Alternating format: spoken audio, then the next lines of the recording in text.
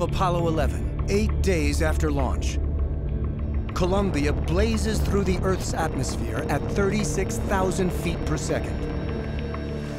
It splashes down in the Pacific. The USS Hornet is waiting. The Navy deploys a Sikorsky Sea King and 3 swimmers to retrieve the triumphant crew. Before the crew can board the ship, they must put on a new kind of suit. A biological isolation garment designed to prevent the spread of germs from outer space. We were the first crew, of course, that was going to be exposed to the lunar surface material.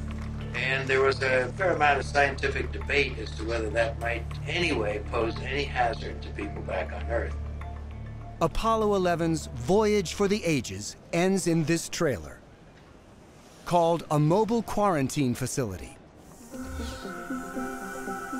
NASA knew fairly well that the environment on the moon was quite hostile to life, with the bright ultraviolet rays from the sun, which we use on Earth to kill germs all the time. But just to be sure, they agreed that it would be prudent to quarantine returning astronauts. I could have stayed in there a lot longer. That was fine. A hot shower, that was the main thing, really, because I love hot showers, and of course there's not one on the command module, so I was grubby and glad to be back. Hot shower, gin, and steak, wow. There was a little kitchenette there, had a very state-of-the-art modern convenience of a microwave oven. To have microwave cooked meals was a real treat for the astronauts after their journey. And then there were bunks to sleep in. For them, it was spacious compared to all the time they had spent in the command module for a couple of weeks. Soon, quarantine ends with a roar.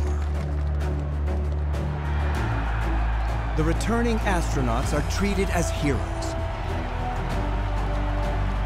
Their goodwill tour takes them to 24 countries in 45 days. Through it all, astronauts stress that the achievement doesn't just belong to 3 men on a rocket. One thing that Neil Armstrong would emphasize again and again and again is that it wasn't just the 2 of them landing on the moon, but it was hundreds of thousands of people had worked around the clock and through the weekend for years to make sure that everything would go right.